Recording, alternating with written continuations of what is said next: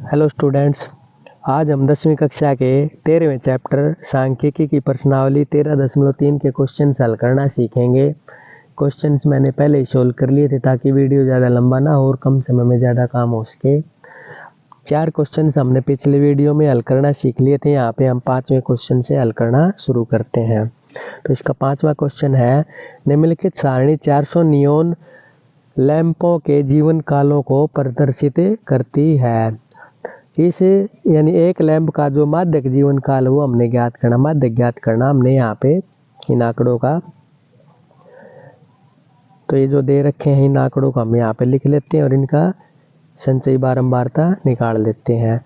संचयी बारंबारता निकालने के बाद जो n का मान है n यहाँ पे लिख लेते हैं हम और n/2 यहाँ पे निकाल देते हैं। 2 से भाग करने के बाद n को 200 आ जाता है।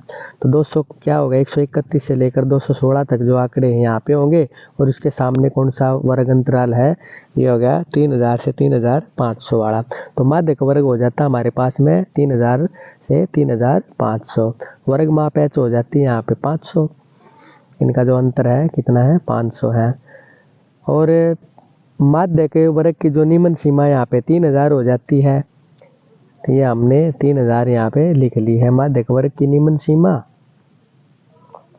और माध्यक वर्ग से ठीक पहले वाले वर्ग की बारंबारता जो CF है वो हमने लिख ली 130 यहाँ पे। और माध्यक वर्ग की बारंबारता यहाँ पे हो जाती है 86 हो जाती है। तो इसको हम माध्यक का जो सूत्र होता है इसके अंदर इन सभी मानों को रख लेते हैं। तो यहाँ पे आ जाता है जो L का मान है यहाँ पे कितना है, 3000 है। और n/2 हमारे पास आया 200, CF आया 130, F का मान है 86 और H का मान यहाँ पे वर्ग माप है 500। तो ये इनको हम निकाल लेते हैं यहाँ पे। तो ये आ जाता है 3000 जमा इसमें से इसको घटाते हैं तो ये आ जाता है 70 और बटे 86 और गुणा 500। और इसको आगे हल करते हैं तो 3000 जमा 17500 बटे 43 आ जाता है। 4300 इसको हम भाग करते हैं तो ये आ जाता है 406.978। और इसको जब आगे हल करते हैं तो 3406.98 आ जाता है। यानी निकटतम 2 दशमलव स्थानों तक हम ले लेते हैं इसको। तो एक जो लैंप का जो माध्यक जीवन काल हमारे पास आ जाता है 3406.98 घंटे।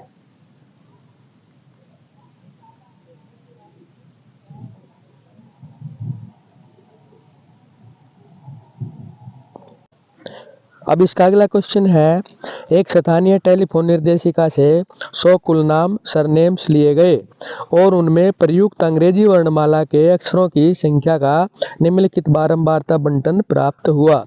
तो ये आंकड़े दे रखे हैं यहाँ पे अक्षरों की संख्या और कुल नामों की संख्या। तो कुल नामों में माध्यक अक्षरों की संख्या ज्ञात कीजिए। एक तो हमने यहाँ पे माध्यक निकालना है। कुल नामों में माध्य अक्षरों की संख्या ज्ञात कीजिए, हमने यहाँ पे माध्य भी निकालना है। और साथ ही कुल नामों का बहुलक ज्ञात कीजिए, तो हमने यहाँ पे बहुलक भी इन आंकड़ों का निकालना है। तो जो पहला पार्ट है इसमें हम इनका माध्यक निकाल देते हैं। तो माध्यक निकालने के लिए इन आंकड़ों को लिख लेते हैं हम और इनकी यहाँ पे संचयी बारंबारता निकाल लेते हैं। तो संचयी बारंबारता क्या हो जाती है, 6 में हम 30 को जोड़ेंगे तो ये 36 आ जाता है। 36 में 40 को जोड़ते हैं तो ये 76 आ जाता है। 76 में 16 को जोड़ते हैं तो ये 92 आ जाता है। और 92 में 4 को जोड़ते हैं तो ये 96 आ जाता है। और 96 में 4 को जोड़ते हैं तो ये 100 आ जाती है। n के बराबर आ जाता है यहाँ पे। अब n बराबर यहाँ पे है 100 और n को 2 से भाग करने के बाद हमारे पास आ जाता है ये 50। अब 50 हम देखते हैं जो संचयी बारंबारता है उसमें। तो ये 37 से लेकर 76 तक के आंकड़े हैं जो ये हैं 7 से 10 जो वर्ग अंतराल है इसके अंदर है ये। तो इसका मतलब क्या हो गया, यहाँ पे माध्यक वर्ग हो गया 7 से 10 वाला।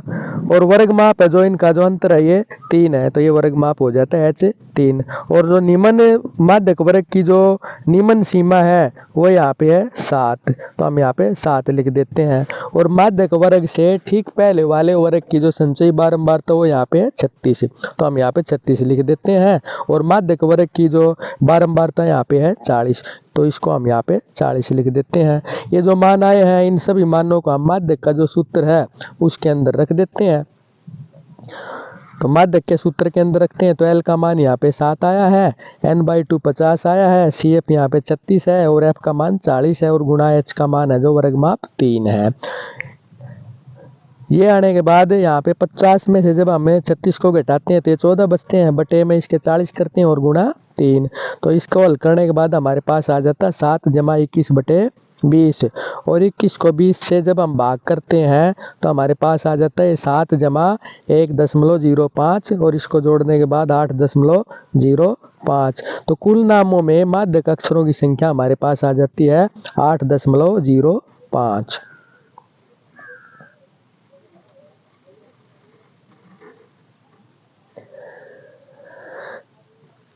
अब जो इसका अगला पार्ट है हम हल करेंगे, इसका माध्य निकालेंगे। तो माध्य निकालने के लिए हम क्या करेंगे, इन आंकड़ों को लिख लेते हैं। यहाँ पे अक्षरों की संख्या, कुल नामों की संख्या, इसको FI मान लेते हैं। अब इसका हमें मध्य बिंदु निकाल देते हैं यहाँ पे। तो मध्य बिंदु निकालने के लिए क्या करेंगे, 1 और 4 को हमने जोड़ा और 2 से भाग कर देते हैं तो ये आ जाता है 2.5 और अभी इनका जो अंतर है वो है 3। तो हम इन आंकड़ों में इसमें जो 2.5 आया है इसमें हम 3 लगातार जोड़ते चले जाते हैं। तो 3 जोड़ने के बाद ये 5.5 आ जाता है, इसमें फिर 3 जोड़ते हैं तो ये फिर 8.5 आ जाता है, फिर 3 जोड़ने के बाद ये 11.5 आ जाता है, फिर 3 जोड़ते हैं तो ये 14.5 आ जाता है, फिर 3 जोड़ते हैं तो ये 17.5 आ जाता है। उसके बाद हम यहाँ पे पद विचलन विधि से यहाँ पे माध्य निकालेंगे। तो पद विचलन विधि में हम यहाँ पे सबसे पहले तो इसका जो कल्पित माध्य वो मान लेते हैं। यहाँ पे हम 8.5 भी मान सकते हैं और 11.5 भी मान सकते हैं। तो यहाँ पे हमने कल्पित माध्य 8.5 मान लिया यहाँ पे A और इनका जो वर्ग माप यहाँ पे 3 है। उसके बाद में इसको जब हम हल करते हैं तो 2.5 में से जब हम 8.5 को घटाएंगे तो हमारे पास बच जाता है घटागा 6, यानी 2.5 में से 8.5 घटाएंगे तो घटाई संख्या यहाँ पे ज़्यादा है, तो इसका मतलब यहाँ पे घटा के 6 बच जाते हैं और घटा 6 को जब हम 3 से भाग करते हैं तो हमारे पास आ जाता है घटागा 2। अब इनको हम लगातार लिख लेते हैं, घटा 2, घटा 1, 0, 1, 2 और 3। ये आने के बाद में हम FI और UI जो हमारे पास आया है ना, तो इनको हम गुणा कर लेते हैं। ये गुणा करने के बाद में हमारे पास आ जाता है 6 और घटा 2 गुणा घटागा 12, 30 और घटा 1 की गुणा घटागा 30, 40 को 0 के साथ गुणा हो गया ये 0 हो जाता है, 16 और 1 की गुणा करते हैं तो ये 16 आ जाता है, 4 और 2 की गुणा करते हैं तो ये 8 आ जाता है और 4 और 3 की यहाँ गुणा करते हैं तो ये जमागा 12 आ जाता है। अब यहाँ पे जो घटा की संख्या है ये ज़्यादा है तो हमारे पास यहाँ पे आ जाता है घटागा 6।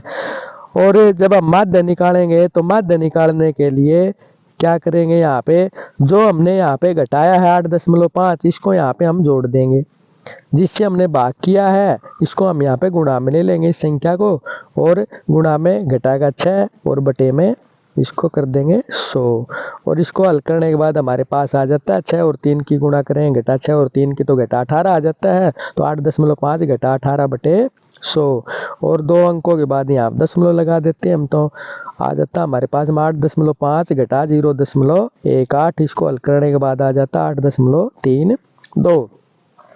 तो कुल नामों में माध्य अक्षरों की जो संख्या होगी 8.32 होगी।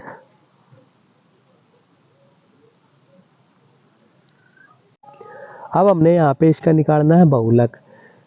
बहुलक निकालने के लिए सबसे अधिक बारंबारता 40 है यहाँ पे, इसलिए बहुलक वर्ग क्या बन जाता है 7/10 बन जाता है। ये वर्ग माप कितना हो जाता है, इनका अंतर है 3। बहुलक वर्ग की जो निम्न सीमा यहाँ पे 7 है और उसके बाद में F0 कितना है यहाँ पे 30 है, F0 यहाँ पे 30 लिख लिया हमने।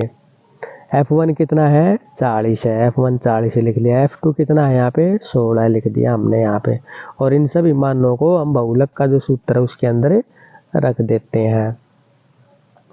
तो L की जगह हमने 7 रख दिया, F1 माइनस F0 40 घटा 30 बटे में 2 गुणा में F1 घटा 30 यानी F0 का मान और घटा F2 का मान गुणा वर्ग माप का मान 3। उसके बाद ये आ जाता है 40 में से 30 को घटाते हैं तो 10 बच जाते हैं, ये आ जाता है 40 गुणा 2 80 और ये इनको जोड़ते हैं घटा की संख्याओं को तो ये घटागा 46 हो जाता है। और ये आ गया हमारे पास में 7 जमा 10 बटे, यहाँ पे बच गया 80 में से 46 को घटाते हैं तो 34 और गुणा 3। और इसको भाग किया हमने 2 से अंश और हर को, तो 2 को से 10 को किया 5 आ जाता है, 17 आ जाता है, यानी 5 तो और 3 की गुणा कर रहे 15, 15 बटे 17 आ जाता है यहाँ पे। और 15 को 17 से 2 अंकों तक भाग किया तो ये आ जाता है 0.88 और ये आ गया 7.88। इसलिए कुल नामों का बहुलक आ गया 7.88।